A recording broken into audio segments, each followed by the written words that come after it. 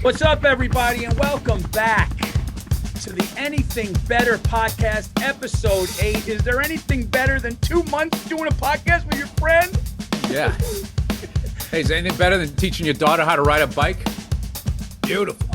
No, that's a good one. That is a good one. Thank you guys so much for listening. All of the amazing comments, ratings. Please keep rating and commenting on the podcast. It helps the show go up.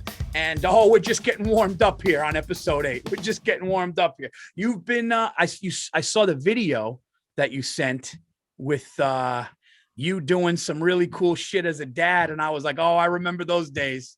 Yeah. I remember those days, dude. Yeah, that was literally within 5 minutes of her learning how to ride a bike. So I brought my wife out to show her. And the only thing she got with the handbrakes, when she goes to grab them, she just grabs them. So if she's going too fast, I'm teaching her to ease in, but she's really good with balance and everything. And I was telling her today when I was giving her a ride to school how proud I was of her. Basically, I'm just doing everything I can to try to prevent her from ever doing an open mic at a comedy club. Loving her, I'm supporting her. I'm telling her that, she is good enough. She's smart enough, and God darn it, people like her. Yeah, doggone it, people like her. You know what we did, since we have the big backyard and the grass, somebody said let them go on that. So I used to hold the bicycle seat and they'd start going in the driveway, and then I'd let them go and they'd just go into the backyard. So if they fell, it was on grass. But it was funny because they got freaked out every time they started to look like I'm doing it. The thing would just they would fall on the grass. Yeah. It gets weird when they do one of those and the bike starts to whip around. Yeah. My thing is, the height too, it kills your lower back, kind of sort of running along with them.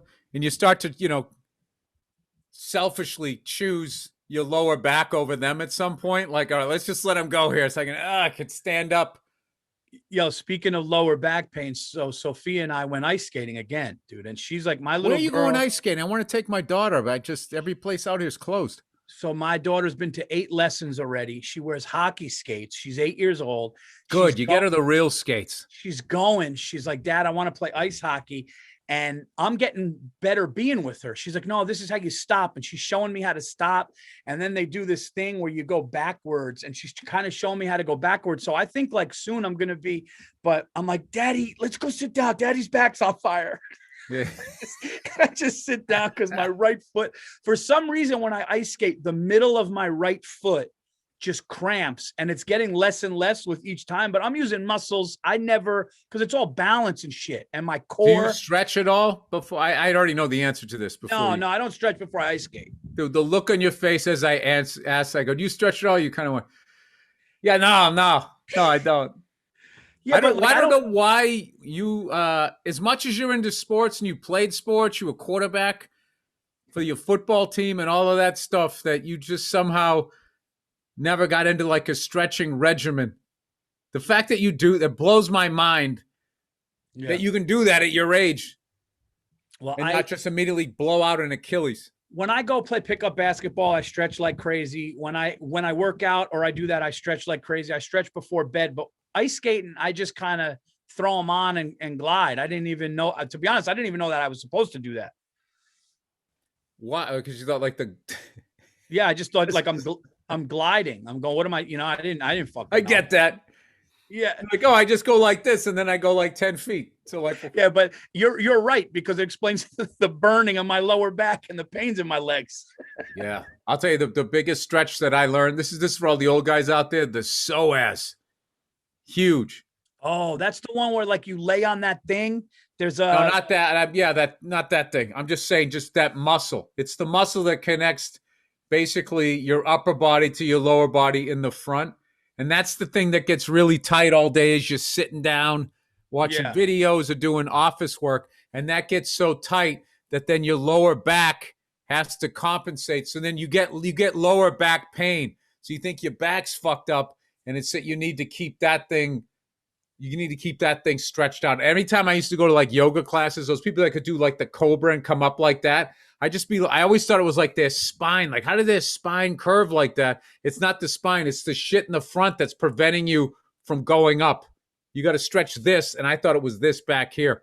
This is how fucking lazy I am. One time on the road, you were doing something. You go, Virzi, let me show you these stretches. And you showed me like 30 stretches and you changed everything. It was incredible. My back, everything was good. And then I remember calling you up one time going, what were those? What were those stretches? All they were they're the beginning stretches of like the yoga I used to take. It's just basic forward bends, downward dog, the cobra, and then like a couple of twists, and then the bringing the knee up and bringing it over. If you just do that, you do that, and then occasionally you do that one where your feet are out at like 10 and 2, and you try to go out. You ever see Rogan do that? Like his shit is like at 9 and 3, and he's all the way down on the ground with his fucking head like that.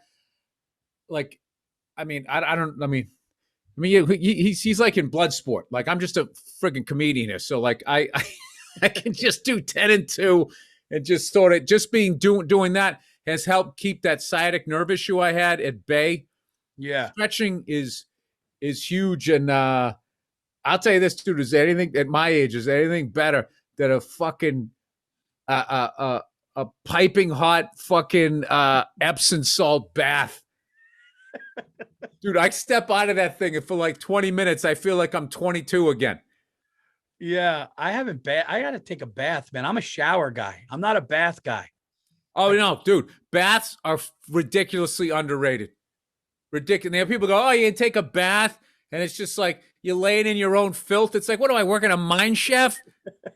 Yeah, I'm not that fucking dirty. Yeah, coming in like a mechanic, coming out from under the fucking 18-wheeler. Yeah, I mean, if I was filthy, I'd hose myself off first. I get that. But like, how fucking dirty are you?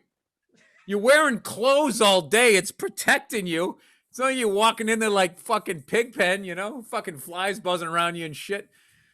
You know what I got to invest in, Bill? Oh, you know what I got to invest in? I got to invest in a hot tub right off my patio, and I'll sit in it during a snowstorm and smoke a stick. There's no doubt drinking a fucking wine. Absolutely, you will.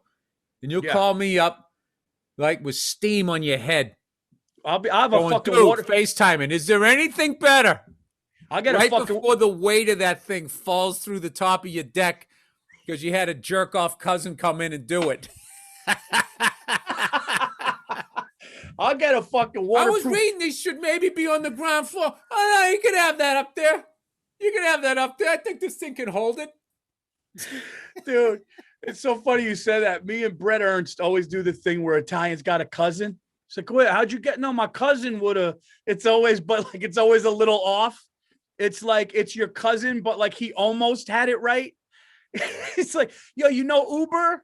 It's not quite like that, but him and his friend got cars, but they always go.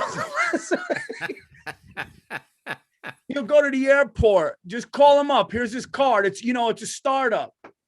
Oh, dude, I'll get a hot tub. I'll be in a fucking waterproof fur coat in a hot tub smoking a fucking. That's gonna be my album cover. I'd just be in a hot tub with a fur and a what's my special? Dude, I did something the other day to my back and my neck, and now my hands are tingling, right? My hands are tingling, and now I have to figure out if I got to get another shot in my neck. And I'm trying to fight this surgery, right? So I went for Talk to Dean Del Rey. He knows the guy. Yeah. Dean Del Rey walked into a grocery store and just collapsed. He thought he was having a stroke. He thought he was dying, and it was from his motorcycle accident. He had a herniated disc in his neck. And this guy gave him exercises and all this stuff. It's the dude he learned through Rogan. What people don't understand. I fixed, I think, Rogan's shoulders and his knees.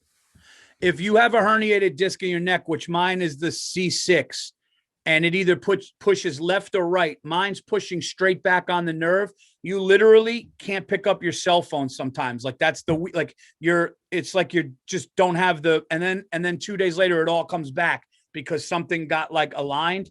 But dude, I remember this one time I was at a comedy club in the city. It's a true story. I was like, yeah, man, I did my shows, and I wasn't passed in any club.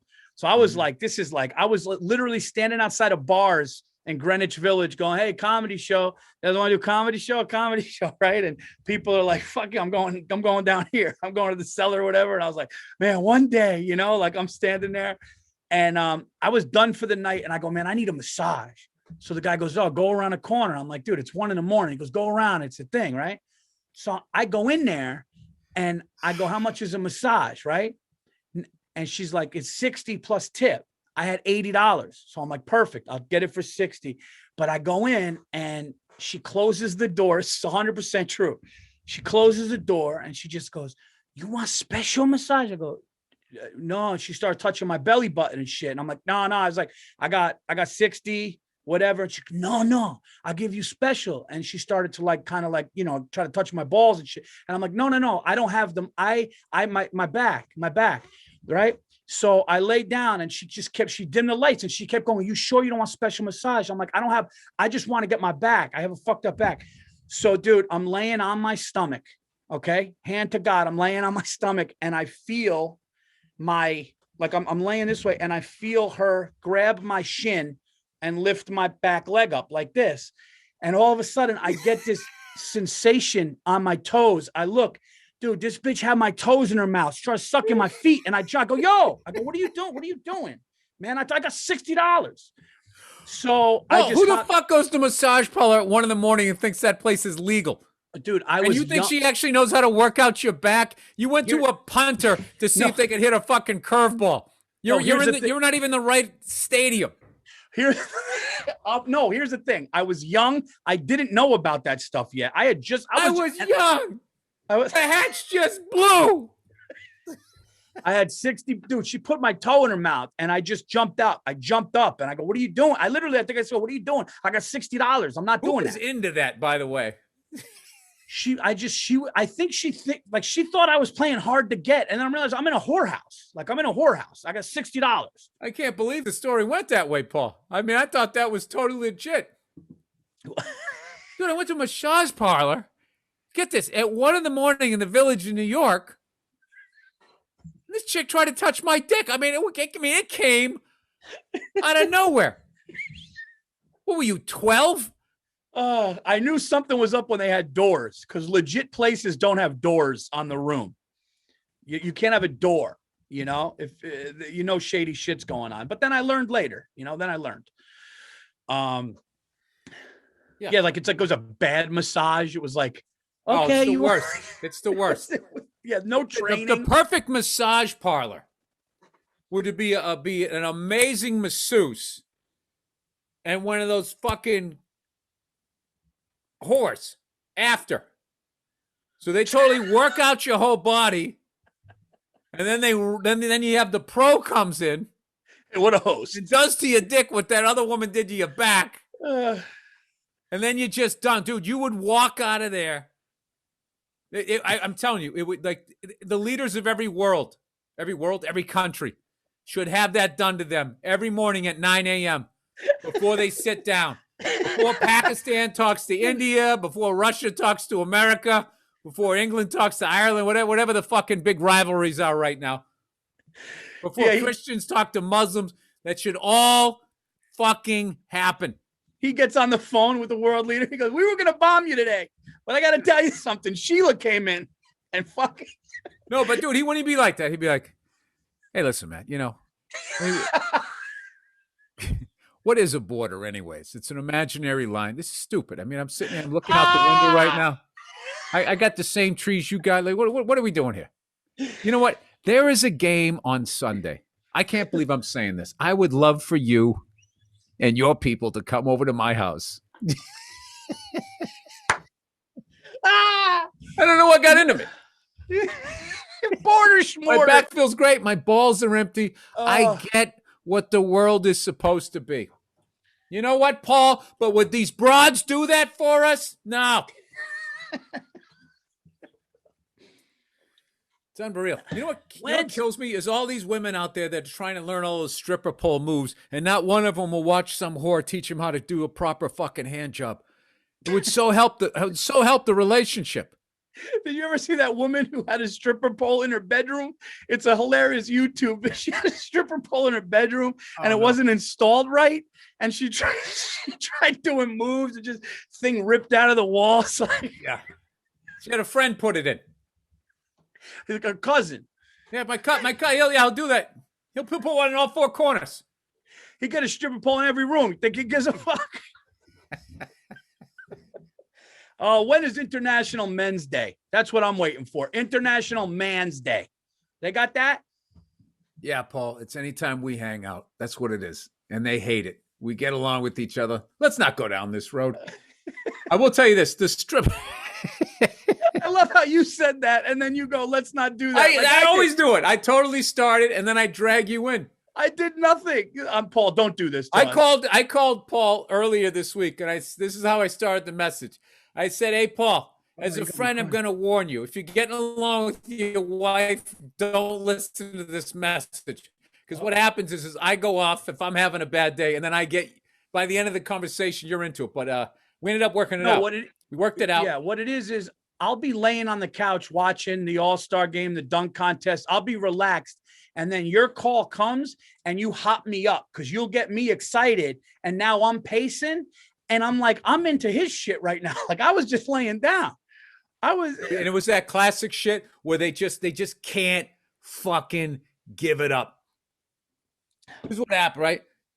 I'll tell it real quick. I love all these people here, okay, in this story before, because I usually don't tell these fucking stories, but it's funny because it was a stupid argument. So yeah. I'm sitting here, right? Like, I took mushrooms for the first time ever, like fucking, I don't know, a couple weekends ago, right? And I ended up, shit, the toilet I was breathing and shit and stuff like that. And I was just like, all right, well, I know it's not breathing. It's because I'm fucking tripping, right?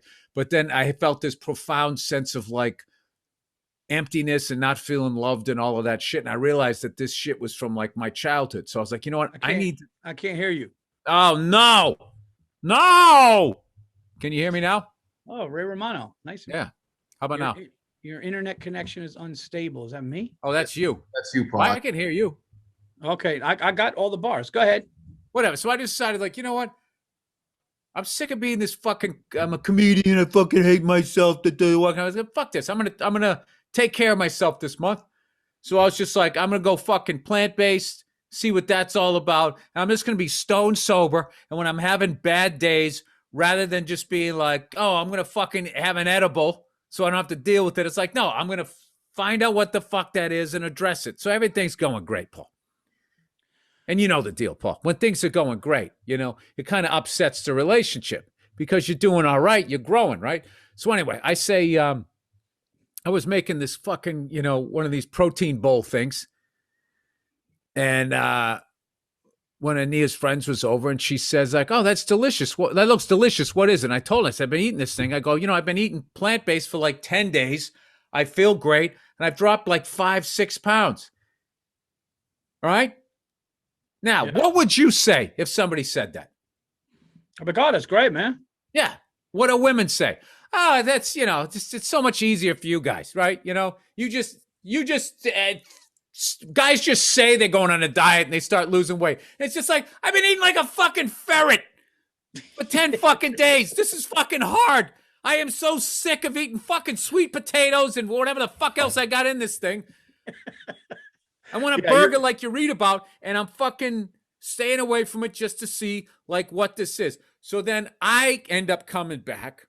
Classic me. I take the bait rather than being like, okay, whatever. I don't need to address that. I just totally jump on the hook, Paul, and get pulled right into the boat.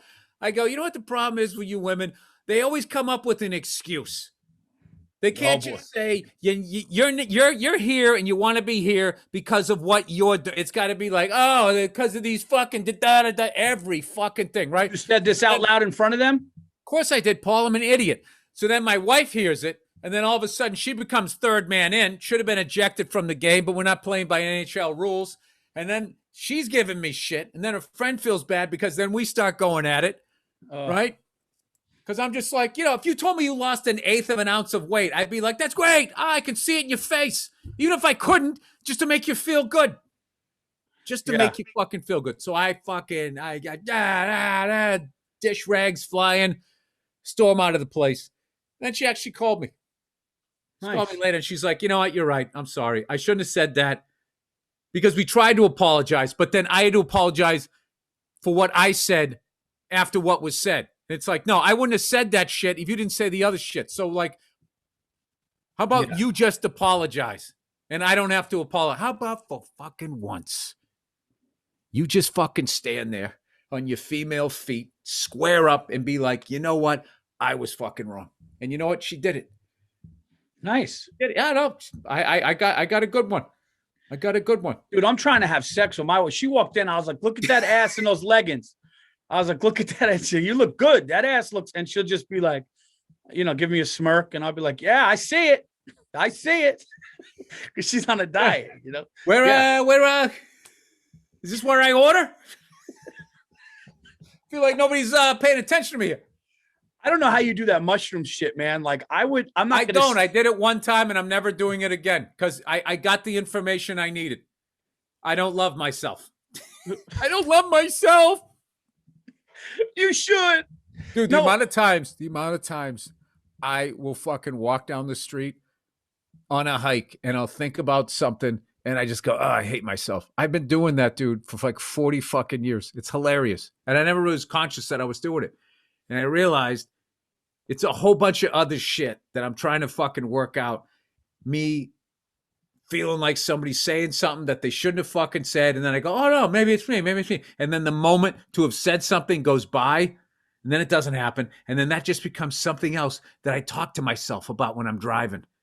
Yeah. Acting like the person's still there and it was 7 fucking years ago. And then that shit just starts stacking up, Paul. And then all of a sudden healthy. I say I'm losing a little bit of weight and somebody makes a fucking comment. Next thing you know, I'm fucking throwing spoons around. Yeah. It has nothing to do with all of that. No, dude, that's a healthy thing. I went on a rant on the Virzi effect, which you guys should subscribe to. And I was talking about how people in my life that did me wrong and then try to do the thing where they go, oh, I can't say anything around you. It's like, no. It's not that you can't. It's that I understand what you're doing and you think everybody else around you is either stupid or doesn't see it or you're getting away with it. That's the worst. I see it. So it's like, you're not getting away with it. I'm just having like, okay, Paul, Jesus. Yeah. Oh, well, you got to watch what you say. He'll call you out. He'll call you out. Jeez, he's so sensitive. That's all that fucking bullshit of like, no. That's them trying to worm you away. You're like a cat. Just got me. I just had anxiety when you said that. When you just said that, I just felt when you just said, oh, he's sensitive. I just actually felt because that's what they do. They'll say things like, he's sensitive. You got to watch what you say around him. He takes things personal. And it's like, you're the asshole. You're the mother. You did it. And I don't like it. And my feeling and gut is telling me that it's fucking wrong. Now look, he's yelling. His eyebrows are up. They just gaslight the whole fucking thing. And then you become the asshole. So that's when domestic violence happens. I'm kidding. It's exactly what happens. Here's what that's the part of the story that is never told. My wife and I, here's what you do. This is the guy's face right before domestic violence.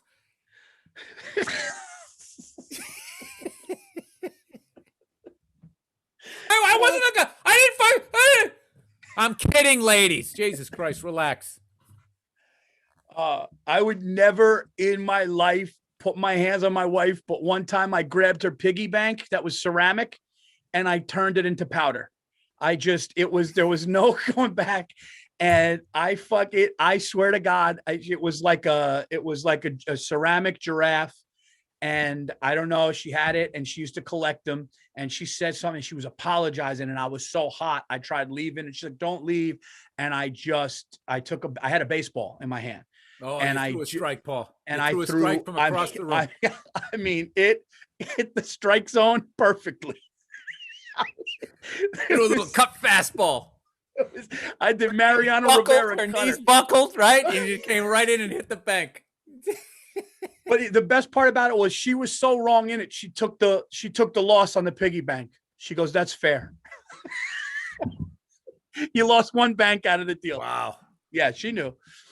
Listen, man, you got to give somebody credit when there's something to be said about. That's all I'm looking for. Apologies. That's all I'm looking for. Just and apologize on your own if you're wrong. But if I'm wrong too, then I'll be like, okay, then I'm sorry for this shit. But don't drag me into your mud hole, right? and then fucking sit there when it's time to be like, who caused this shit? Act like I was part of it too. It's like I was standing up here. All I said was I was doing well on my diet. And you know what, Bill? This is why we watch sports, because when you could sit down and go off for 3 or 4 hours, I sit down, I watch my Knicks for 3 hours, feet up, watching them play, sitting there with my son or alone, and I have that time. It's anybody that says sports is for dummies. You know, I said something to somebody that I go, dude, this like these people are watching these Marvel movies. I mean, God bless them, but like, you're making fun of me for liking sports like it's the same thing. I'm like, no, because sports is a real end result. Sports is a real thing happening. You know, Spider-Man's not jumping out of his building, fucking doing this and fucking, that's not happening. That's not real. Yeah, I mean, that's more like, I would say Marvel and DC is more, that's in the world of mushrooms, where it's sort of fantasy, hallucinating, you know, people flying. I mean, you see a lot of shit in like a Marvel movie that it's like you're tripping. And sports is cocaine. Buildings, buildings being knocked down and nobody's dying. I mean, there's a lot of fucking weird shit happening. Oh, a little 8-ball corner pocket never hurt anybody. I don't do that. I don't do that. I dabbled in my 20s. Dabbled, Paul. I lost a little cartilage there in No. Dude, when it comes to drugs, I was the scared kid. Even with a joint, I had friends smoke down a whole joint. I was the kid 2 puffs and then seeing how I felt. You know, any kind of drug like that. I never smoked weed till I was like fucking 37. Dude, I had friends and even then I was just like, all right, whatever. And I was more of a booze bag. I would smoke weed and sit there like a zombie thinking of my life and just having straight fucking paranoia. I had friends that would smoke blunts before final exams and crush it. Guys would light and they would smoke a whole blunt. Dude, I would take like 2 hits of it and I would fucking. But I believe in that, dude. I really think there's like weed people, like they like line up with that drug the way I lined up with booze. I was a boozer. Oh, Paul, I'd slap a bottle around. Oh, yeah. I mean, who doesn't like a nice fucking cocktail? I mean, dude, is there anything better? No. Anything? I didn't have to say it. If there's anything better, dude, just looking at bourbon that's backlit, is there anything better than a bottle of bourbon backlit, knowing that you're getting a drink off of that fucking thing with a big fat fucking ice cube and nothing to do? You're on the road. You don't have any morning radio. Gun to your head. Bottle gets opened up. Oh, you're gonna say the game on in the background, Paul. I mean, come on. Yeah. It's so fucking, dude. Whoever, I don't know the higher power, if it's a man or a woman, but either way, it's a cunt. Okay, the fact that cookies make you fat, everything that's fun, like it's like it put a governor on fun. If you're having too much fun, you fucking die. Or they got to cut you out of your house. You know? Like, how come, like, just, you know, eating this fucking mush. Yeah, but we weren't meant to. Days, I lose weight. But God forbid, Paul. God for fucking bid. I go out and do what the fuck. Dude, there's something out here that I want to do, right? There's a place out in San Marino, California. Okay? There's a place, Gus's Barbecue. Across the street is an old school soda fountain, okay, where you can get like root beer floats and all that shit. And then you head back, the Triangle of Death. You go back and there's a cigar bar. Oh, I mean, that's it right there. You have some barbecue. You got all that salt in you. And you have a little fucking ice cream cone like you just finished your paper route. And then you go across the street like a degenerate gambler and you have yourself a stick. I mean, that's fucking it. Got a couple $100. My wife ever leaves me, I'm getting an apartment above that fucking building. Oh, yeah. No. And I'm going to take myself out in 8 years. That's what I'm doing. Taking myself out 8 years, eating barbecue, drinking root beer floats, and having a cigar. And my t-shirt's going to say, divorced, doesn't give a fuck. And the Rose Bowl is right up the street. Divorced. Think I give a fuck? I'll get divorced again. Divorced, man. out of the game. Out of the game. Retired. Retired, divorced. See ya. Yeah, some of these guys are like, yeah, I'm on my third one, man. Screwed up. Didn't know what I was doing on the first two. And I'm kind of betting against you on number 3. Dude, I had a guy, you want to laugh? I did a speakeasy comedy club in a cigar lounge, and the room looked like a room that Al Capone played cards in. And it was expensive tickets for like 20 something people and a couple of guests. And it couldn't have been more fun. And there are poker tables and people sitting there watching comedy. And there's this one guy in a plaid shirt, kind of heavy set, looked Italian. I go, what's your name?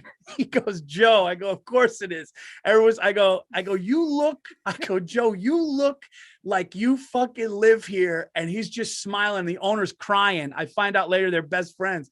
I go, Joe, let me ask you something. I go, divorced? And he goes, yeah. I go, yeah. I go, listen, a cigar lounge, marriage is bad business for a cigar lounge. And this guy could give a fuck. And okay, let's the top 3 places where you're going to find divorced, happy guys. All right, I'll go first. OTB, cigar lounge. Oof. I don't know. Number 3 is tough because I got 3 right off the top of my head. Go ahead. What do you got?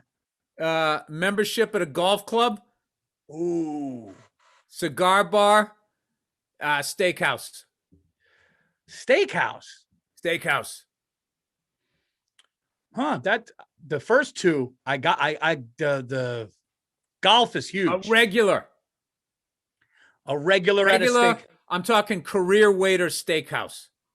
Oh, okay. Like, and he goes to the bar. They all know his first name. They know his drink. Okay. George is here. Got a pocket square, but he's not like a hipster. Got it. Just of that era. Oh, divorced. Yeah. Yeah. I would say horse track or OTB, cigar lounge. And I do like the golf thing or any kind of men's club, Elks Club, any kind of thing like that where the guys just got an award. Have an Elks Club? They have. I should join that at 52 just to get some youth in that place. Oh, dude, Elks Club. Walk in there and there'd be 2 people arguing who was better, George Burns or George Goebel. Do you want to know something? Who's the better George? I'm going to tell you something, dude. I actually guest host for Johnny Carson. This episode is brought to you by Viore. Viore brings a brand new, fresh perspective. Viore. On performance apparel. Perfect if you are sick and tired of traditional workout gear. Everything designed to work out. Ever since I can remember, I didn't want traditional workout gear. I always wanted comfort. Viore. Whoa. Look at you. The mother comes out. Look at you. You look like a gym rat. But doesn't look or feel like it. So friggin' comfortable. You will want to wear it all the time. The way I saw it, every once in a while, everybody had to take a workout. Let's get through this. Sorry.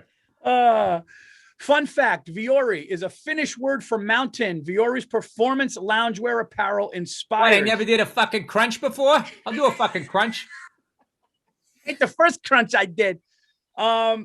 Inspires the expansive clarity you get from the top of a mountain. I actually love the Viore Sunday joggers. My wife actually goes, Paul, you're in those 3 days in a row. That's the truth. Okay. I couldn't get out of these things. They're sleek. I love them.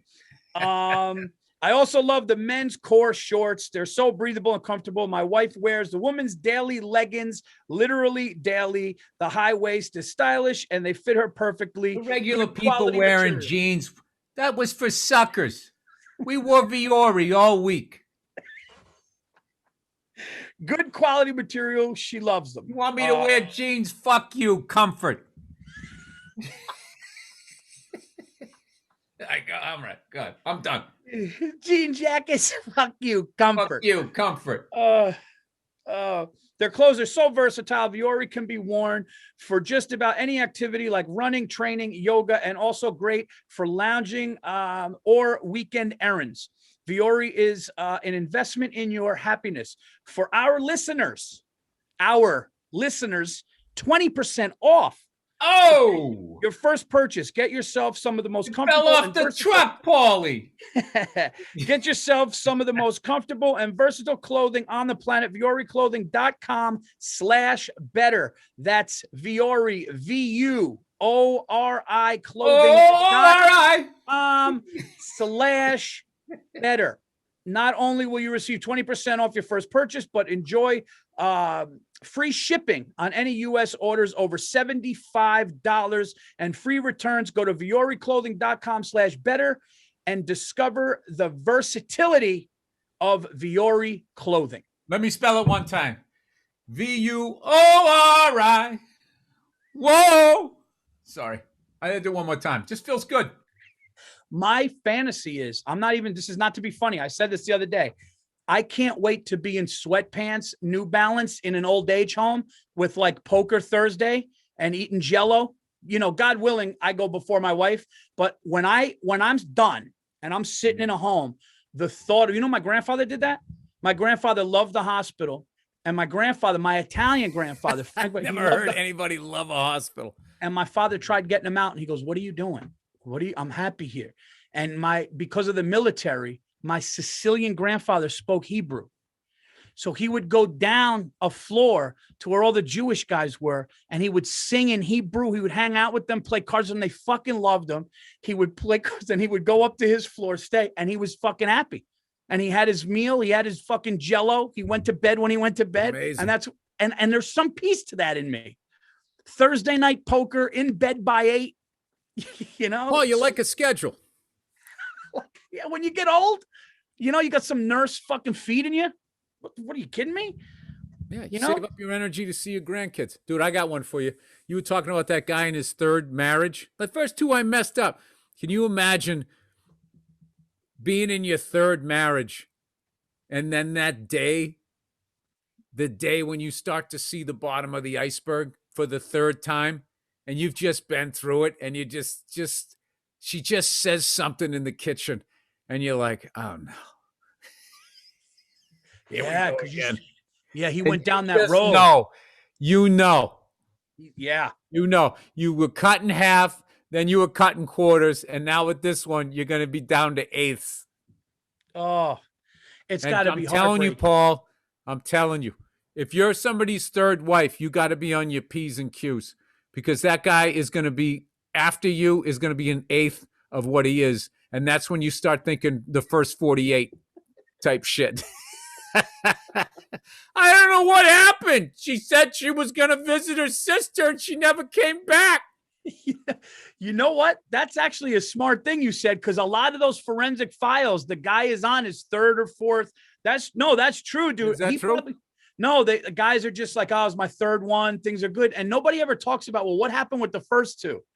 It's always like, oh, they were happy. It was great. And then you find out there were kids with other marriages. And let's be honest. If you're on your third, it's kind of you.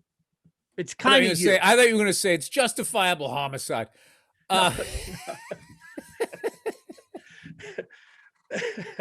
if you're on your third marriage, if you get married a third time, you're an idiot. Unless you're a woman and you just keep winning the showcase showdown and every fucking. I disagree. You get a living room set, a fucking grandfather clock, and a new Isuzu.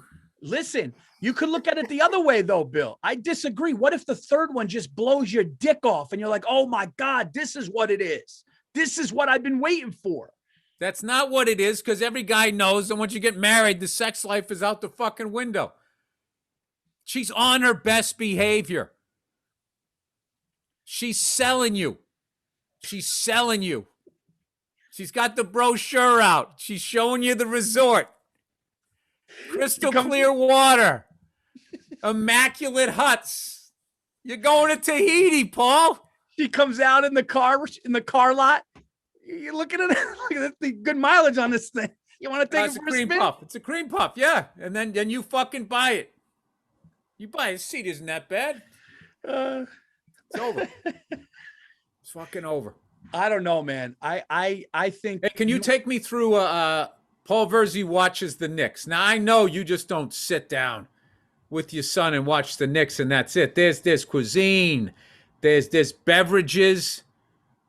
No. People need to know Paul Virzi knows how to live. Yeah. Well, You here's got to the write a thing. book, Paul. I won't go to my Greek worry, but you know that Greeks have this thing called I got mine from my grandfather, or my grandmother. They called Greek worry beads. Greeks have a thing that they're called worry beads. And Right. Andrew Themeles, you know, right? What's Yeah, in Greek they're called krumboloi. I have it right here in my office here. You hang, you spin them around while you're drinking coffee. So They just sit in the chair and spin them back around. So these are called Greek worry beads, where you could sit and you just hold them and you roll them. And these were actually my Dude, grandfather. I mean, so many vegetables. I thought you just took out some carrots. No. This Look, is he cut them up in that weird way. They look like hash browns. these are Greek worry beads. Okay. So I haven't grabbed them yet, but make no mistake, if the Knicks get to the big one, I'm going to be biting these things. No, I sit. I'm just thinking, if you're married to a degenerate gambler and he's watching some random game and he's got those things in his hand, she's going, it's like we're not making rent this month.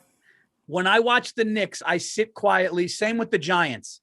You would think, is he a fan even? Because it's so internalized with me that like, I don't get up, but sometimes like it'll be funny. I'll be sitting there calm, and me and Lucas, and then I'll when they start going down court and we need a bucket real bad.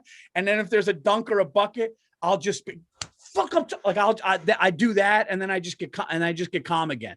So it's like, but doing it that way hurts. I realize something.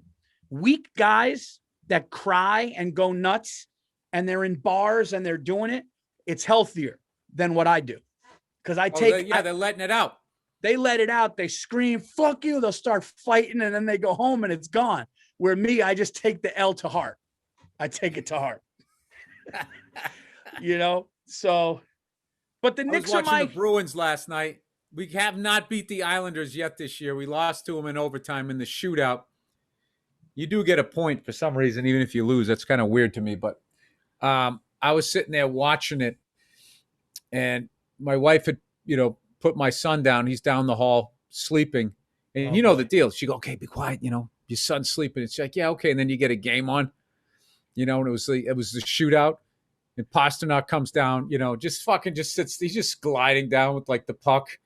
And he just sort of leans this way, and the guy comes off the post, and he just flicks it right in for a goal. And I just go, I go, Pasternak. I just go, woo! Like scream. She comes running up. What are you doing? I told you to be quiet. Then you got to sit there like a little kid. Oh, Pasternak just scored. He just scored. This guy doing the overtime said the dumbest shit. He literally goes, the first Islander scores. He goes, see, he came with the speed. When you come in real fast, the goaltender doesn't have time to set up. That's his fucking theory. As he sits up there in his fucking jacket. Does he talk like that? Does he talk like a fucking? That's how he sounded to me. They don't have time to set up. So then, like, Pasternak comes down, slow as shit. He comes out from the side.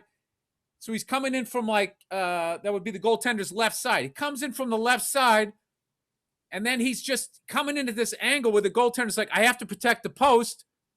But what if all of a sudden he starts drifting across? I got to come like that. So he makes it look like he's now going to curl in. So he starts to curl in, but he's still dragging the puck. And right as the goaltender just moved a little bit, he just flicked his wrist and it was in the back of the net, right? So then the next Islander comes down and he goes slow and he doesn't score. And he goes, see, that's what I told you. He went too slow. He gave him time to set up. It's like, you just saw Pasternak. You just saw him do what the fuck this guy just tried to do. You just saw it work. He's just like, I can't stand fucking people who, when they have like they came up with their theory. Yeah. Because I got the theories, but if I literally see it not fucking work, I'll be like, all right, shows you what I know. And this guy stayed with it. You see what I said? He came in too slow. So if you come in super fast, I don't know. Yeah. Sorry, you don't watch hockey. Nobody gives a shit. I'm going to have some more. Look at this, Paul. Look what the fuck I'm eating here. Look at this. Look at this shit. What is that? This is the key to a flat stomach, a clear head. But I'm telling you, I got to get some more recipes. Dude, I'm 6 weeks no sugar, and it's changed, and I don't even crave it anymore, man. It's like it's going really, really good. And Yeah, I'm just gonna keep it up, man. Knock down the carbohydrates and stay away from the sugar. Dude, I was eating gummy bears by the handful daily. Dude, I'm 10 days in not doing this shit, and I went online and I ordered some malt so I can make a chocolate malt. No, you just I'm going the other way, Paul. I'm missing her. You just Clean the slate. Fuck that bitch. I'm moving on. I'm fucking like, well, maybe she still has feelings for me. As much as you like the Bruins and I like the Knicks, I love the Celtics too. there's nobody that we know who gives a shit about their team more than our friend Joe Bartnick. And here's, for you people that don't know, hilarious comic. Joe Bartnick is such a Pittsburgh Penguins fan. This is a true story. We performed in Atlanta, and then we went out. They go, you got to go to Johnny's Hideaway. It's a legendary place. You got to go to Johnny's Hideaway, and it's 70s night. So they're going to be pumping fucking, Saturday Night Fever shit. You got to go. We go to this club. It's like typical. It's like old school, smoky. The dance floor is fucking packed. Saturday Night Fever. People, I was getting so into it. I wanted to dance. I'm like, this is amazing. I'm drinking, and Bartnick is going, I can't do anything because the Penguins are in the playoffs. This kid sat at the table. I shit you not. Sat at the table with if a director said this is going to be a comedy with a party around you, there's people dancing, getting drink. Joe G was there buying drinks, and Bartnick is at the table in the middle of the club with his phone like this. Yeah, you can't see. And he's going, and he's watching the playoff game, and he sat there the whole night watching the Penguins with the loudest music around him. Could give a fuck. If he was on Mars, he was watching that game. And I was like, nobody likes their team like Joe. Well, you're talking about a guy he's such a fan. His wife tolerates that he has framed Pittsburgh Penguin paraphernalia right in his living room. You walk into his house and it's like right there. You feel like you walked into like a sporting goods store. In his like next to his wedding picture. Like, no pictures of the family. It's just Mario Lemieux, Yager, and then he's got Malkin, Crosby. I give a fuck, but not on that level. Oh, like, yeah. He gives he cares. I've never seen. He knows the game of hockey like nobody I've ever seen, man. So hey, dude, you're gonna get your daughter into hockey. Yeah, that's really cool, man. I think that's such a huge thing for kids growing up to play organized sports, and you take wins and losses together as a team, and then you have your individual performance, and you get to figure out how your mind works, how not to get psyched out by somebody else. You're dealing with pressure. There's people watching.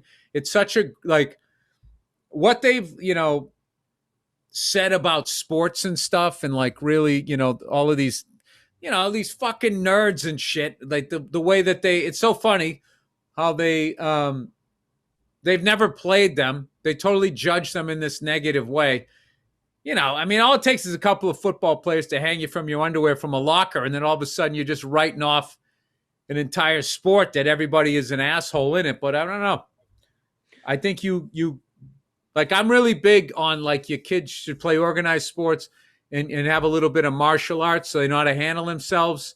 So you really don't have to deal with those bad feelings of feeling weak or not being included or getting bullied, it's I gotta be honest, helps with that stuff, I think. Yeah, no, I agree. And I think that, having a daughter, man, I was opposite of you. My first was a boy. And then when Stacy was pregnant again, I'm like, oh, well, if we have another boy, he's going to have a brother like I had a brother. And all of a sudden, this little girl who's strong and fucking independent, my little girl will go in her room for 3 hours and you'll be, is she all right? And she's happy as a fuck. She just has that. And she wants to play hockey. And I'm holding her hand skating. And I'm just thinking she's more me. So my daughter is more me and my son is more my wife. And I'm just thinking to myself, I kind of know what her insecurities are, what her heart is, if that makes sense. But Yeah. she floors me, dude. My daughter floors me like to the point where I just watch her. And today she's like, no, I want you to do that because that's safer. You can't get hurt. And like, she's like 8 years old, like nurturing me. And I'm like, I will fucking like the protection that I'm giving my whole family. Like, it's just this nutty thing, man. Like listen, my son is like, great at everything he does. He's sweet. And my daughter is this fireball. And I see more of me and her. Right. And it just blows me away where I'll just catch myself looking at her going like, dude, that's my whole, but my kids are both my whole fuck. I know this is corny and we're doing a fucking podcast, but I just got emotional. No, but seriously, it's like watching her on the ice the same way I watch Lucas shoot a hoop and go in, or when he goes to the plate and he gets a hit, and now watching her on the ice want to do it. I'm just like, dude, it is special, man. Yeah. No, it's going to be fun. That's why I'm trying to fucking clean up my act here because I started so late. I got to make sure I get them airborne. Yeah, but dude, you Freckles can't. Yeah, checks out. yeah, but dude, you can't look at it like that. You can't look at it like you started late because there are guys that fucking never do it, and then they're fucking staring at a glass of red wine at 68, and I've seen that after a show. I've seen a motherfucker staring. I actually saw a guy staring at a glass of red wine, going, "I almost married her." I mean, that was fucking, you don't want that shit. So, I mean, could you imagine that fucking, living in a fucking 1-bedroom or a studio, 70 years old, shaking your head at what you should have done? Fuck that. Yeah. I've lived both those lives. Yeah, but I'm the guy who didn't do it, and then the guy who finally did it. I've been there. I've been staring at a glass. You shook your head at the glass of wine, but then you gave it back to the bartender and figured it out. Yeah. I shook my head saying, bring it here. And I was just like, you know what? Take this back. I got to go. I'm out of here. No, I would be, yeah. If I wasn't married and I had kids, I would definitely be on some sort of fast track to checking out. Because I would just be like, all right. So if I'm not going to have any of that in my life, then I'm going to fucking live like Jackie Gleason, and I will be out of here by 61. Yeah, and that guy lived to 71 and was having like 14 bourbons at lunch, like fucking 2 steaks. And the doctor goes, dude, you can't keep eating steak and drinking whiskey like that and smoking. And he goes, this is how I'm living. And he goes, and when it's done, it's done. And he lived to 71. I mean, that kid. Dude, Andre the Giant was like that. Someday I'm going to hit that bump in the road. And when I do, that's going to be it. There's something to be said about living like that. I mean, you hurt everybody around you. Why are you doing this to yourself? Sitting there with a cigarette. Because it's fun. Do I fucking tell you not to eat that yogurt? What's sad about the Andre the Giant was that was literally like being in another world for him. He literally, his fantasy, he had a friend who was like 5'7", 5'8". And he said, I fantasize and dream about being your size. Like that guy lived in a world where he was the only person in that world being looked at, made fun of. And it's a world that we can't even understand. Oh, dude, so fucking sad. Can you imagine that? He was on the phone with them, this giant phone, it's in his hand like this. I dream about being your size. The other guy's sitting there with a big phone. Well, Andre, I mean, it's all cracked up to be get picked last in gym class. But I have to buy 3 plane seats just to get on a Southwest flight.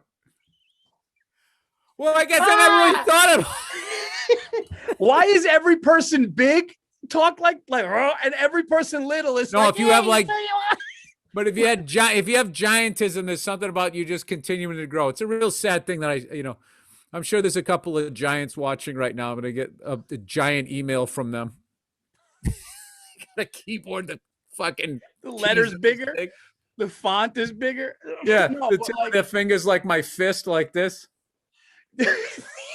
Yo, Andre the Giant said on days he wasn't drinking, they go, Ric Flair goes, I saw that man drink 106 beers. And then they said days he wasn't drinking, he'd have 6 bottles of red playing cards and just like a 24 pack.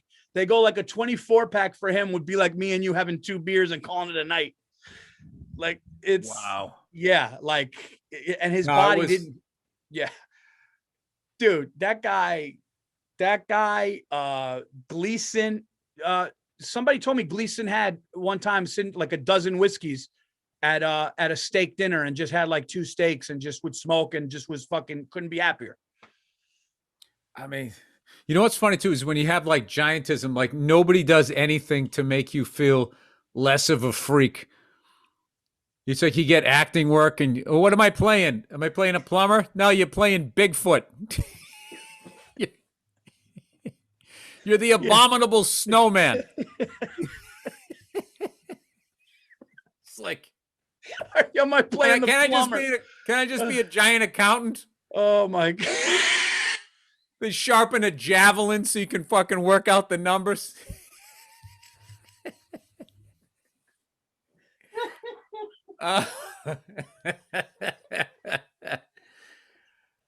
Anyway. Sharpen a javelin. Sometimes I wish I could just have a pack. You know what I'm doing? I just realized Anthony Cumia used to do the giantism voice way back in the day on Opie and Anthony. Yo, dude, I can't breathe, man. I was doing Andre, then I realized halfway, it's like, no, am I doing Anthony doing Andre? Oh my God, dude.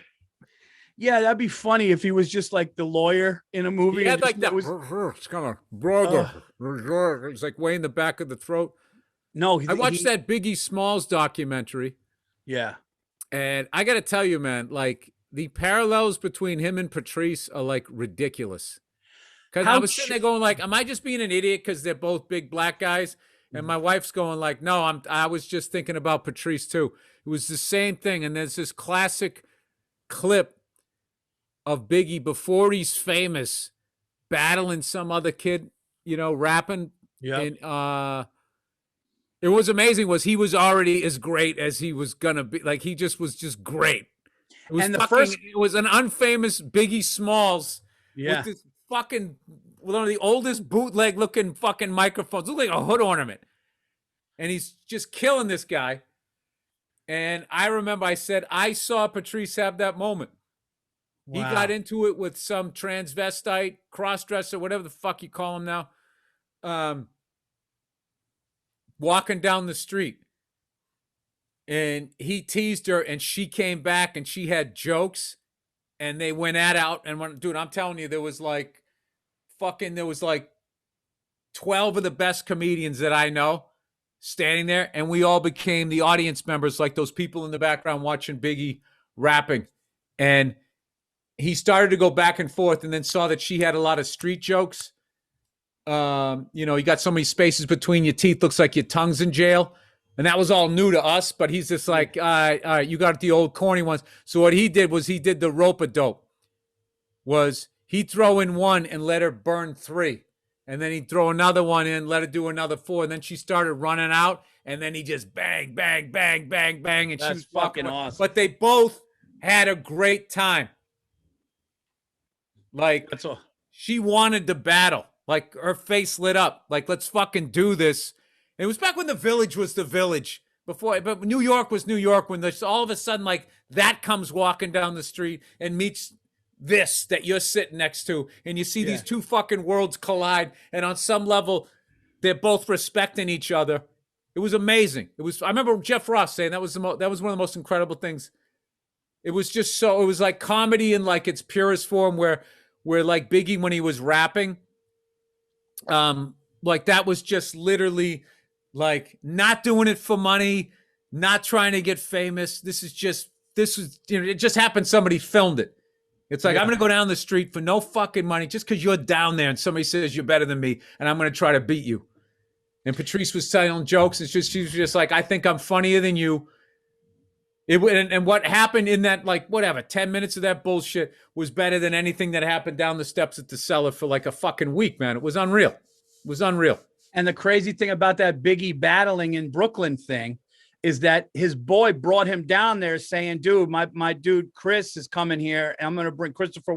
And he goes, and the first guy crushed and everybody was going nuts. And then he waited for it. And then he went second and did it. But he had that, you know what? He even said it, like he didn't have the looks but he had everything else. He was smarter than everybody. He was more charismatic than everybody. He was more charming. The whole thing, man. He was more mature too. Like when He was- I watched that whole thing back and forth with him and like Tupac or whatever, it's just like he was the adult in that thing, and he was dealing with like almost like an adolescent energy. Like there was really no way to squash it. I just feel like, I'm sort of like, I'm a little biased because I'm a Biggie fan, but I just felt like they were trying to be like, tone it down, where the other side just kept like you just watch interviews and it just like, I don't know. It was like, I don't know. That's one of those totally unnecessary things that just took out two amazing. Like I always wonder, like, what the fuck would they be talking about now? The same way I look at like Patrice when I think of those two guys that got that out of fucking control. But I feel like a guy like Biggie was. I know this is going to sound in some weird way, weird, but I feel like a guy like Biggie wasn't meant to be here in a weird way. When you look at him, I texted my brother after watching that. That was the oldest 24-year-old I've ever seen in my life. Oh, absolutely. Biggie, when he talked and he walked and the things that he said, it was like a 40-year-old man talking when he was 21. I watched my wife. I go, he looks like he's 60. He had wisdom he almost like in like the window that he grew up from having no money to becoming a rich guy, and all of those 4 years of like, or I should say 19 to 24, he like grew in dog years. And he was like almost like, I think that's also because you don't have a father figure and you have to become the man of the house. So then like his relationship with his mother was really fascinating, where he was his son, he was her son, and at the same time he was the man of the house. So I think that's the stress of that. Do you hear him sing R&B? It was ridiculous. Yeah, I didn't know he could sing too. He was joking and he sings R&B, and I was like, that's like the greatest voice. And they were like, no, he was good with instruments. You could give him an instrument. His uncle in Jamaica was going. He knew he was just another. That guy was just. I don't buy that. He wasn't meant to be here. I just think that was a really unfortunate set of circumstances. There was a little bit too of like they had some of the DJs from that time going like talking about how out of control it got. And it's like, well, you guys didn't do anything to try and squash it because it was great ratings. So you guys were kind of like piling on that whole just that whole thing, man. It was fucking nuts. But I highly recommend checking that out. Did you watch that movie I told you about, that Love Liza, the Philip Seymour Hoffman one? That's a buddy of mine, my daughter's school told me to watch. Oh, no, I didn't see it yet. Oh, you got to see that, dude. I watch movies every night, so I'll probably watch it soon. Check that one out. Dude, YouTube Prime or whatever they call it, 100% worth the money. 100%. You mean Amazon Prime? Oh, whatever. YouTube Premium, whatever the fuck they call it. Red? It's on YouTube, and you pay, so you give them some money so that you don't have to watch commercials. Fucking game changer. Yeah. Fucking game changer. Yeah, I love watching. Dude, I watched that Unhinged. Movie with Russell Crowe, man. I love Russell Crowe. Dude, if it was anybody but him, it would have been it's about this guy in LA that he already had lost it and snapped, and then he has a road rage incident. I'm in. Soccer mom, and he fucking takes it to a place that you're just gonna be like, yeah. I mean, remember you said I don't cut the head off a snake, I set it on fire. Watch Unhinged. Watch Unhinged. And Russell Crowe is a bad. I mean, can we be honest for a second? Is Gladiator not top 5 all time? I mean, Gladiator is nuts for me. Everybody, Patrice loved that movie. Everybody loved that movie, dude. I liked him as the Insider. I love Gladiator, but I think he's even better in those other movies. The Insider, the one about the Philip Morris, the smoking and all of that. Dude, if you didn't tear up at the end of Gladiator when they go, he was a soldier of Rome, and then he sees his dead wife and son, and he starts walking towards them, and they're playing that music. If you didn't tear up, kid was Roman. I mean, what are we talking? Fucking Roman Empire. Yeah, I enjoyed that movie, but I've liked the other guys, man. The Nice Guys. Sorry, The Nice Guys. Oh, the nice guy. Have you seen that yet? No. Dude, him and Ryan Gosling, everybody in that movie. What's your favorite sport? What's your favorite sports movie, Bill? All time. Oh, dude. I mean, I like everything from Slapshot, The Natural, Youngblood. Never saw Youngblood. Youngblood was Rob Lowe coming up and playing hockey.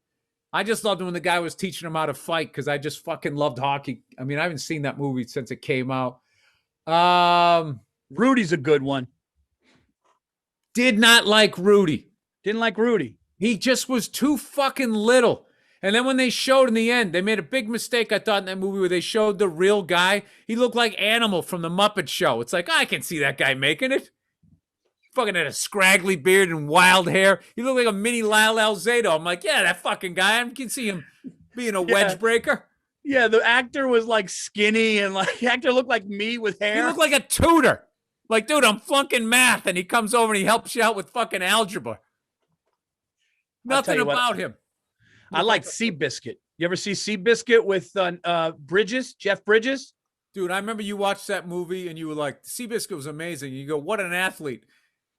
And it was one of the funniest things you ever said, that a horse is a fucking athlete. It's like, it's running because it doesn't want to get beaten. Do you remember that in like 2003 or something? Sports Illustrated put out the list of the top 100 athletes. Secretariat. Secretary was like 51, and people just started listing everybody after the horse, going, "You're telling me that the horse was better than this? You're telling me the horse was better than this?" It's just like, yeah, it's like above humans. A horse that you're riding is not an athlete. It's broken. You break a horse. Its spirit has. If I ever owned a horse, I would never ride it. I want it to be happy. Yeah. I want it to come over. Be like, hey, there's that guy that gives me hay. We can hang out. You know, I show him some fucking Instagram videos, his big stupid head hanging over my shoulder. Check this thing out. I'm not getting on your back until you quit. Or worse, have somebody else do it. I said long head, and then I got Andre the Giant. Oh, that's really funny. Hanging over there. They both. How about him and the Princess Bride? They put him on the back of a horse in Princess Bride. He was on a fucking horse. What? Clydesdale? I don't know what it was. It was a fucking rhinoceros. You gave that guy a chariot. You'd have to hollow out the Budweiser stagecoach and just leave the front of it. All right, mush. They should have remade Ben-Hur with Andre the Giant. That would have been fucking amazing. He comes out in a giant fucking what do you call those things, Paul? You're Italian. Those little two-wheel things behind the what do you call that? A rickshaw? Chariot? A what? Come on. Wait. No, I said like Family Feud with the three dumb family members. Wait, what do you? Yeah, but that's the opposite. What do you call it in Ben-Hur? You got the team of horses. Oh, the hoof, the hoof, the thing that they stand on with the two wheels. Oh my. No, the harness. It's not a harness. That's what holds the horse. What? Harness racing. Harness racing. Yeah, that's what it's called. I'm not talking off-track betting, Paul. I'm talking about back in Trojan times. Oh. It's called a European step. By the way, what the fuck is that in hoop? The carriage. No, it's what? The chariot. A chariot is a chariot. Drawn vehicle used in ancient warfare and racing. Yeah. Chariot. No, but here. Dude, I'll tell you right now, if we were in ancient warfare, there's no fucking way I'm on a chariot. No, I'm a horse. How tough are those guys? You're holding a team of horses with one hand, and then what do you got? One of those fucking metal ball things in your hand with the spikes? You know what I always think about? I always think when I watch a war movie, right? Like even Saving Private Ryan, when they're laying up there on the sandbags and they're all talking and they got the dip in their lip and they're like, "Hey, Sarge." And I always watch all of those. And I always think which one of my friends would be which guy. Right. I'm telling you right now, one of my fantasies is I want to be in a war movie, but you got the one friend who's like lives for it. There's black under his eye, like just killing Then you got the one guy whose helmet's always loose and he just doesn't want to be there. Right. His helmet is always, and he's like lost and they're like, help. Who would you be in a war movie? I think when I watched Saving Private Ryan, the kid from New York, that was kind of like, he was just kind of quiet, but he kind of had this like, hey, go fuck yourself. I know what I'm doing. I think I would be that guy. Oh, the who guy was when like, the guy's got the knife. oh no, that was brutal, dude. When he was That's one of the most brutal death scenes I've ever seen. that was really, that fucked me up. And that scene. other actor, dude, that other actor did such a great job because I fucking hated that motherfucker. And when that little pussy wouldn't fucking shoot him. This is the thing, dude.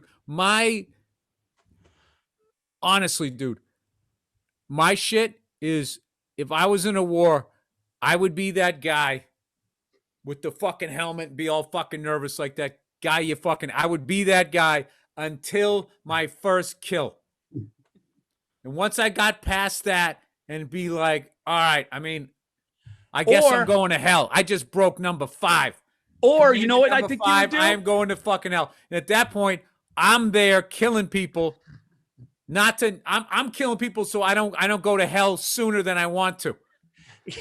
But see, knowing you the way I know you, I think you'd be that helmet guy all freaked out until one of your close boys got killed. And then I think you turn a switch on where you go, fuck this. Let's kill every one of these fucking Germans or whatever, you know. I do a village. Like, I picture like Bartnick would be down for anything. Like, yeah. Bartnick would be the guy with the double bullet things with the fucking M60 and the cigar. How you doing, Bartnick? You got trench foot. You all right? I feel great. Just a cigar. Let's go kill him. Let's kill. Yeah, I would.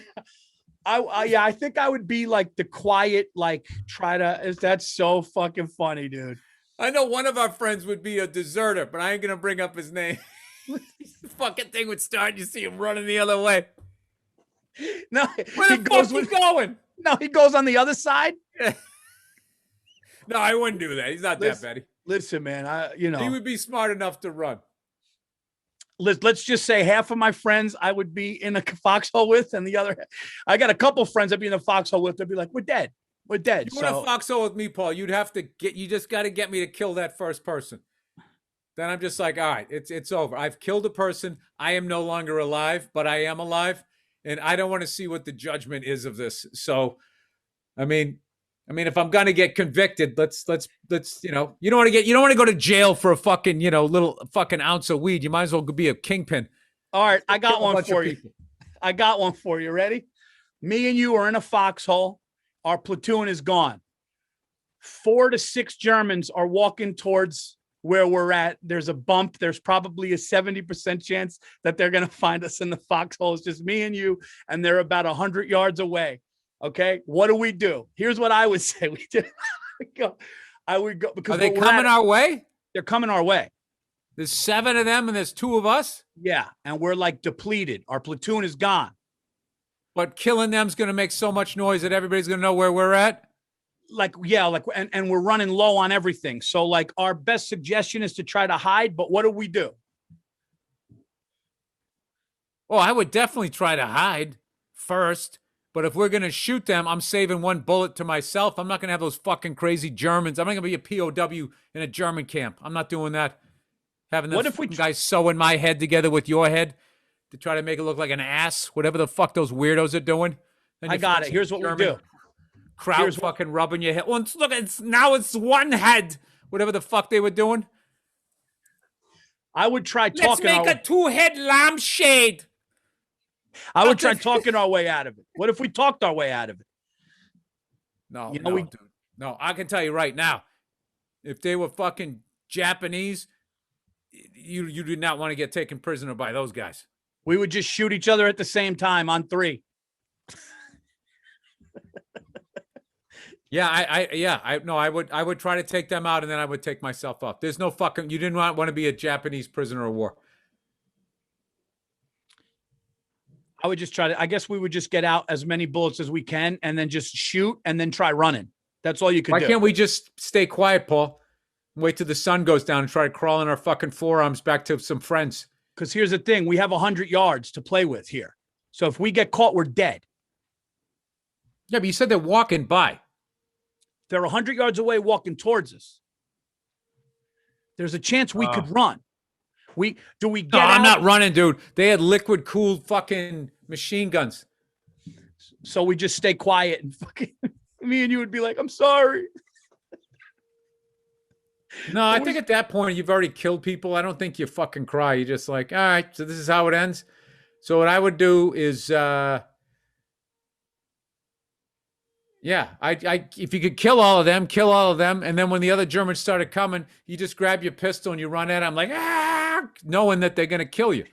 You want to be dead. That's it. Take a few of them so they don't kill any more of your friends, and then you want to be dead, but you do not want to be caught. But didn't a lot of POW look, dude, John McCain got away. Some guys You get know away. what happened to John McCain? First of all, John McCain level tough is not in me.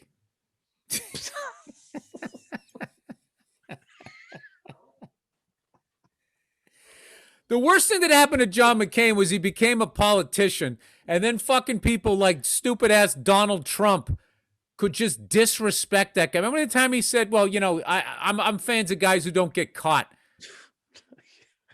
You know what Donald Trump was? He really was a real housewife.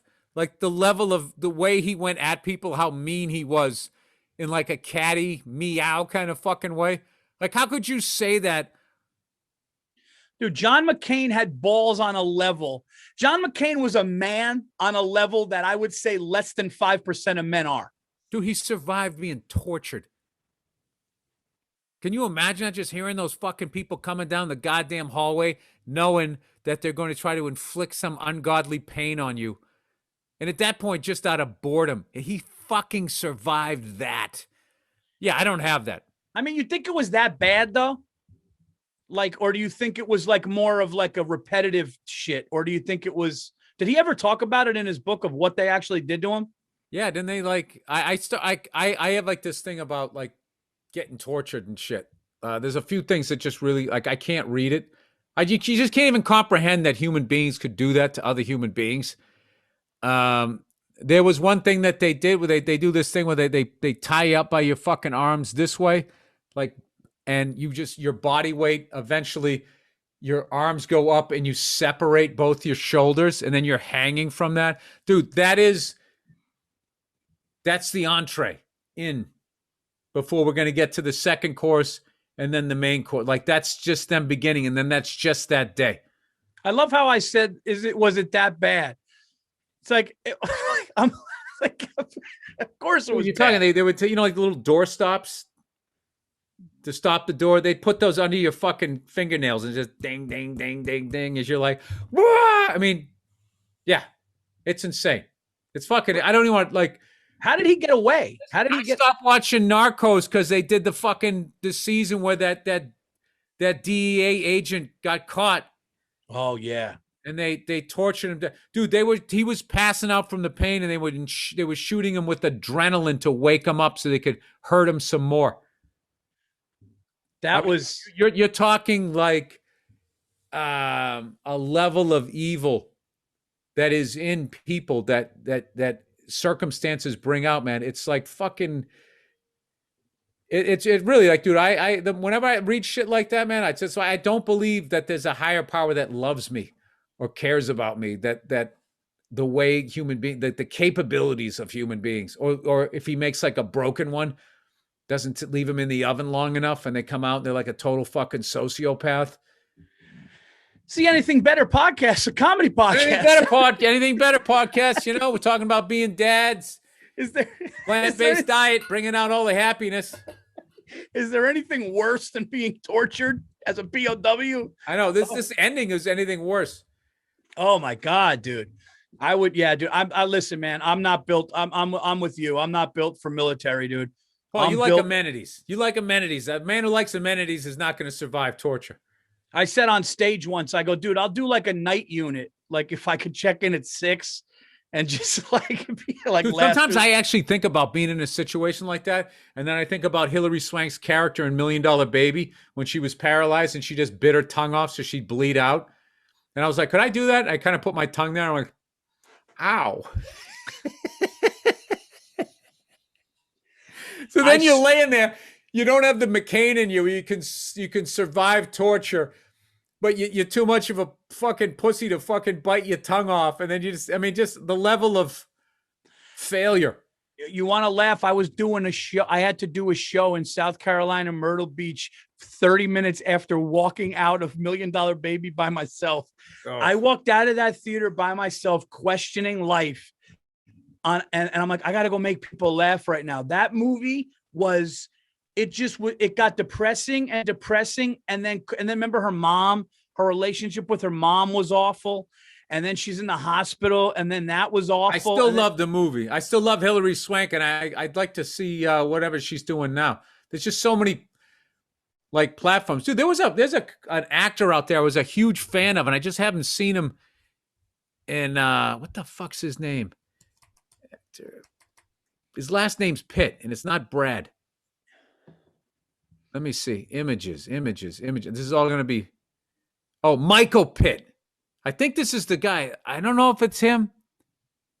Now I don't know. But this guy was just like, always had really fucking interesting characters, really fucking interesting choices, and really like offbeat movies. And I just think I've just been so busy as a dad. You know, I'm watching like fucking, Toy Story and all of that shit. Yeah. We watched the new SpongeBob last night. As a family, me and Sophia were ice skating today. I go, what'd you think of that SpongeBob thing? I go, it was all right. And she just goes, I loved it. Yeah. She goes, I just loved it. And I'm like, yeah, all right. Like, he's okay. Happy girl, whatever. She doesn't care. She's watching an animated movie with her dad and mom. I know. It's the best. I got my daughter ice cream because, she learned how to ride a bike. I go, what do you want? And she said, she goes, the one that's like vanilla bean. That's how she says she wants vanilla bean. So I go, okay. And then she's like, no, chocolate. I go, you like chocolate now? She goes, yeah, chocolate. So of course I go and I buy both pints. And then no, this is the worst because I was going to make like a little sundae for her. And my wife was kind of handling getting her to bed. And I was watching the stupid Bruins overtime. And then all of a sudden she goes, okay, go in there. You got to read the story. I always read her 2 books, and then I tell her 3 stories. The big bad wolf, Goldilocks, and then the nice wolf, who just has a head cold, and the pigs try to help him out. She likes a happy ending, right? So that's a different angle. Yeah, but I missed the ice cream part. I've missed so little, and I missed that, and it really fucking bothered me. So I got to, and I was sitting there going like, dude, you got the NHL pack. You got the, I subscribe, can watch it online. I could have just hit pause, but I was just like, I knew she was getting her ready for bed, and I forgot about the ice cream, and I was being a selfish asshole because I wanted to see the end of this game because we hadn't beaten the Islanders, but I still went and read the couple of books, but I missed her. I wanted to make the Sunday and tell her how proud I was that she I can't wait to meet your son. I can't wait to meet your son. Like, oh, they got an Uncle Paulie from New York. I mean, there's something to be said about that. And Uncle Paulie likes amenities. Wait till you meet my son is friggin' like, he's just he loves connecting with people. And I heard this thing. My wife listens to what's that public radio station, the liberal one there? NPR, right? She was listening to that, and I got in there, and they were talking about the new study showing that kids that aren't loved or shown affection develop slower than kids that are. And it made me feel great. Like, all right, my kids are going to be smart. They're going to be smart. Well, I mean, I couldn't imagine that not being the case. Your daughter, one of my favorite things when I went to your house and I gave your daughter that yellow pony or something, and she was looking for it. And you go, Paul, stay here. And I go, Lola, where's the thing? And she's looking for it. And then I go, oh, I was like, maybe it's upstairs because she couldn't find it. And she goes, no, it's not, you silly goose. And I was like, that is the best, most innocent. Speaking of dads in sports, you see Eli Manning on Twitter as a dad with his sons, but then his daughter, and he just goes, my thoughts exactly. And he's got a picture. He takes a video of his daughter. His daughter's got goggles on, a plastic baseball on the stand, and she's got a plastic bat, and she lines up and she just looks at Eli and she goes, "Let's get this party started." Yeah. And he just goes, "My thoughts exactly." And I was like, I fucking love Eli, man. He was such a stealth beast because he didn't talk shit. He just had that sort of slow demeanor, walking around like, and then the bigger the moment, the better that guy played. Hey, nobody knows that better than a fucking Patriots fan, man. He fucking broke our hearts twice. Him and Tom Coughlin. The Giants get rid of Tom Coughlin. Paul, we're taking callers. Well, I love the New York callers who make no sense. It's my favorite thing because they'll be like, "Mike, I'm going to tell you something. This Jeter kid, I don't know if he's ever getting out of the slump." And they would just go, "This is the dumbest thing I've ever," listening to them hang up. But the nice thing I loved about the New York sports radio guys, they did the documentary on Mike and the Mad Dog. They wouldn't put up with it. They would go, "You're an idiot. That's the dumbest thing I've ever," because some guy would just call up, "They need to bench Mariano." It's like, "Oh, you're just next, next. Dummy." Where is Deshaun Watson going, Bill? He's out. That's a fact. So what is happening in Houston? JJ Watts just left. They said JJ Watts text to Kyler Murray, "I'm joining this team because I believe in you." And then DeAndre Hopkins goes, "Let's finish what we started," and they're all together. Arizona that Cardinals team was so much fun to watch last year. I can't fucking wait for football, Paul, and it's only March. They said that the Houston Texans right now it's like a fucking dumpster fire. It's like a clearance sale. It's like 80% off. Everything's going. I don't know. Oh, wow. Yeah. Coaches are being fired. Like, it's just one of those things where you're going to need a whole new rebuild. But I got to tell Where's Deshaun Watson going? Well, Paul, what you have to ask yourself is who needs a quarterback? They're saying Jets, Dolphins. What's the other team? That hurt me twice because that's Chicago Bears. Oh, fuck. Send him to the Bears, man. Oh, wait, they got Mitch Trubisky. No. That ship has sailed. Did it? Yeah. The Mitch Trubisky ship. Does anybody not get a fair shake? Is there anything worse than being a quarterback and being drafted by the Chicago Bears? It's just not going to end well. Being a quarterback on the Chicago Bears, it really is like the Bears are like the Giants defense. When's the last time the Giants have never had other than Eli, who never was that. Nobody ever looked at Eli as Giants. Bill never Sims, had Frank Gifford. Right. You had you had Y.A. Tittle. Right, but those guys are suitable, above average, big. Eli, big game player. But you guys went to 3 NFL championship games in a row and lost all 3, maybe 4. You lost like 5 in 6 years. I think that's what it is. It's fucking crazy with Y.A. Tittle. Oh, yeah. That was that 50, 60, 50s? Late 50s and early 60s. Something crazy like that. Yeah, but you did win it. You did win it in, what was it, 56? Something like that. I used to know that shit. Yeah, I think that I think the Jets have to get him. I'm not a Jet fan. Lord knows that. But I think the Jets have to get him because they have pieces that they can do it with. So, but Deshaun Watson's not going to be on the Texans. What about the Patriots? What are we doing with Cam Newton? Is he staying? I don't think so. It was a 2-year deal, but they haven't announced nobody said what they're going to do next year. I'm hearing rumblings that they're like, I don't know. He's done. I don't know if he's done, but something's up with him. He's not something since the shoulder. He's not the same. Deshaun Watson on the Patriots is definitely intriguing. That kid's an animal. No, he's amazing. On the right team, that kid's amazing. And I heard Russell Wilson wants out. Russell Wilson is not a fan it wants to play for New York, but is not a fan of Pete Carroll and Pete Carroll's like kids. He's basically saying that they get away with anything they want. CBS Boston reported 2 days ago that Jimmy Garoppolo was plan A for Patriots at quarterback. I don't know how much you want to bring in Jimmy G back. Wouldn't hate it. The NFL is so fucking great. It's March, and all of this stuff is exciting. How great's an Italian quarterback? Can we just talk about that for a second? Montana. We're going super long. We're doing like a 2-hour podcast here. Yeah. We could. We'll wrap this. We'll put a bow on this puppy. We'll put a bow on it. Hey, your favorite Italian quarterback of all time? I'm trying to think of one. I mean, you'd have to say Montana, but a good one, a nice safety. Montana was Italian? I mean, yeah, of course. Montana's Italian. Andrew, can you look that up? I mean, the kid's got to be Italian. That blonde hair? Last name, or do you know something about his mother? We don't. No, he's Italian. Hold on a second. I don't know about this one, Paul. Vince Lombardi's Italian. Here's a good one. Quarterback. Vinny Testaverde. It's a good one. It's the only one. Vinny Testaverde was Italian? Yeah. You sure about that? Yeah. Sounds like a name out of Goodfellas. Joe Montana. Here we go. Go down there. You talk to Vinny Testaverde. You tell him I sent you.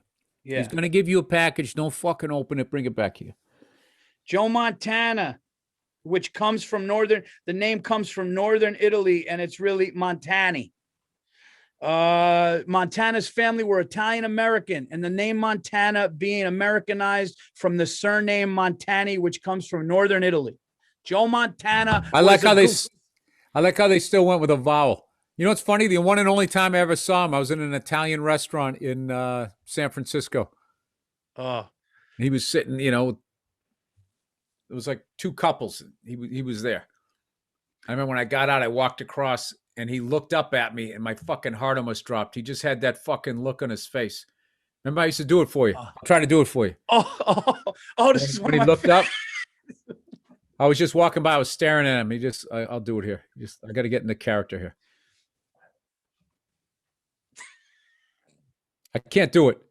He just fucking looked at me. It was just like, I thought he was going to shoot me. Dude, it was like, he just had like dead eyes. Like, oh yeah, you're going to try to stop me? You told me that. Left. Sorry. The first time you did that impression for me and you fucking got into it and you did it, I felt it. I was laughing. Do you know that Chaz Palminteri did that to me? He was at the Comedy Cellar and he was talking to Chrissy D in one of the booths. And I walked over to Chrissy and we were talking and he gave me the look like from A Bronx Tale when he was watching somebody walk by, and it freaked me out because like that's kind of obviously his look when he's doing that, but you see it in a movie as a kid. Talking to Chrissy like this, and he was, and he just looked and he just gave the look, and I was like, wow, dude, that it hit me. But all right, before we wrap this up, we're gonna wrap this puppy up real quick, okay? Who would you freak out the most with? Okay, like in show business, I say Eddie Murphy. But in sports, I was thinking if it would be Jordan. I was thinking if it would be Tom Terrific. I was thinking that if they walked in and like sat down right next to you, looked at you and like, hey man, how you doing? And you're just sitting there next to them. Who would freak you out the most? It'd have to be somebody from when I was a real little kid. Before the bullshit, it would have been O.J. Simpson. Not going to lie to you. Wow. Dr. J. That's a good one. Larry Bird. Andrew Bird. Andrew Themeles says Larry Bird. Yep. Remember me and Bartnick saw Ewing? Hockey player.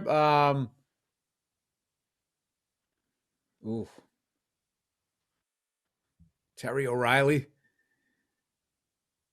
I go like late 70s. Earl Campbell. Dude, if I met Brian Sipe, I would freak out. Those guys, like I had all their cards. I knew their stats and all of that shit more than I knew my schoolwork. I got two, and I'm trying to figure out who would freak me out more. And the more I think about it, it would be just because of the legacy and the allure. It would be Jordan or Lawrence Taylor. If Jordan or Lawrence Taylor walked in and looked at me and just started talking to me, I would be like, yeah. But you see, both of them, they were like, you were the same age of the guys that I was talking about. Like in baseball. Don Mattingly. That was my first walking into the stadium, and it was when you had the tunnel, so you didn't see the field like you do in these cookie cutters now. And you walked in, and all of a sudden it opened up green, and the Yankees sucked in the 80s. The Yankees didn't do shit for that whole, when he was like the best player in baseball. And dude, number 23 with the mustache. Won a pennant in 81. Yeah, and he had a really big year in I think 87 or 88. He had like 9 games in a row with the home run, and Phil Rizzuto. The Yankees won a pennant before he was there. Holy cow! Holy cow! What a month, Mattingly. Are you kidding me? Rizzuto? Right, if I could meet baseball players from when I was a kid, George Foster, Dave Concepcion, just those guys. I met Pete Rose one time at an autograph signing. The big Ricky red Henderson. machine. Then like guys from the Oakland A's. Dude, if I met Reggie, Raleigh Fingers, all of those guys that were on those teams. What about Ricky Henderson, dude?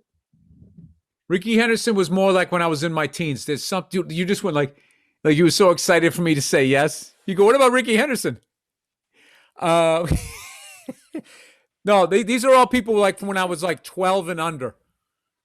Like in hockey, I'd love to meet the Stastny brothers. There was 3 guys, Mario, Anton, and Peter Stastny, all played on the same line for the Quebec Nordiques. How fucking cool is that? You all 3, you and your 2 brothers make the NHL, and you're playing on the same fucking line. Michel Goulet, all of those guys from back when I was a kid. The Enforcers from back then. What about Gretzky? I met Gretzky. I did Bill Simmons' show one time. That's and a he big was one. like, dude, hockey players are like ridiculously down to earth. Ridiculously. Well, guys, this has been episode 8 of Anything Better. Want to thank everybody again for your every positive. 8 podcasts we go a little long. Every 8 number 8. Gary Carter. Who else is number 8? Carl Yastrzemski. Rest his soul. Carl Yastrzemski. Who else? Who's Cal Ripken Jr. Oh, nice. So you're peeling them off quick. Fucking what's his face? Steve Young. Nice. Troy Aikman? Yeah. Dude, you just peeled off like 6, and I'm thinking to myself, I got like all I was thinking about. Yeah, 8's a weird one. Well, who's the retired Yankee number 8? You should know that. Is that Yogi Berra? Was he 9? No, I said, but then they said Yogi Berra was number 10. No, they said no. Yogi Berra was number 7 on Alexa. No, I'm like, that's no, Mickey Mantle. Mantle. Yeah, so I think Yogi was. Was Yogi 10 or 8? I think 10. Yeah. No, maybe it was 8. He was 8 or 10. I don't know. Well, we hey, listen, we go long when we want to go long because it's our show. You know what I mean?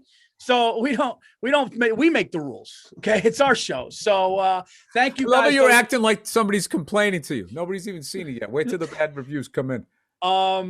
Guys, keep rating the show. Thank you for the compliments, the nice reviews. Keep that up. The show moves up. Get Anything Better on iTunes, Spotify, everywhere you get podcasts. Obviously, check out the Virzi Effect, the Monday Morning Podcast. Guys, I'm going to be at the Orlando Improv March 24th. I'm going to be at the West. Who am I? I'm going to be at the West Palm Beach Improv on the 25th. I'm Paul Virzi. Who am I? And then I'm going to be in Oklahoma City, April 1 through 3 at the Bricktown Comedy Club. Check out all my dates on paulvirzi.com. I'm going everywhere across the country for my 2020. One of the best NBA games I ever went to. I looked it up, and of course, I looked up when I'm going to be there, and the Thunder are there 3 days before I get there, and then they're out of town. My luck with teams on the road. Dude, their stadium is just like, it's like a college stadium. There's no frills. It's just like people into basketball. It was loud as shit. That's when Westbrook was there. The guy with the beard who doesn't play, Harding. And KD were there. It was fucking amazing. And I saw them play the Miami Heat. And that was the time Chris Bosh got in that dude's face. And KD pushed him away and pulled his teammate aside. And they said after the game, they said, "What'd you say to him?" He said, "I told him there's a lot of phony tough guys in this league. And that guy's one of them." I was like, oh, shit. Wait, who said that? KD said that about Chris Bosh. You find that in a fucking Marvel movie. Wow. Somebody's got to write that for an actor to say. KD said that because that came from him. All right, let's wrap this up. I got to eat this slop. You got anything coming up? No. Check out all the podcasts. Oh, you know what? Andrew- I got the Grammys. Oh, wait. On, Congratulations. on Yeah, Sunday, congratulations, dude. You humble prick. Listen, guys, Bill Burr nominated for a Grammy. Paper Tiger, one of the best stand-ups you'll ever see. Congratulations, my friend. We should have talked about that. See, that's how humble you are. That's how down to earth you are. Congratulations. Check that out. When is that? What day is that? This Sunday. I don't know when this podcast is coming out, so we'll see. No, this podcast will be out before then. Yeah, this There will be. All right. Well, this tune in. podcast will be on Saturday. Tune in Sunday. Be a presenter, Paul. Are you? Yeah. Yeah. The nominees for Best Ukulele Solo in a Mandolin Album goes to You better fucking Ukulele win that. What's the Johnson. world coming to? from What's the world Mississippi coming Delta. to? All right, guys, this is Anything Better, episode 8. Till next week, we're out of here. Take care. See you soon.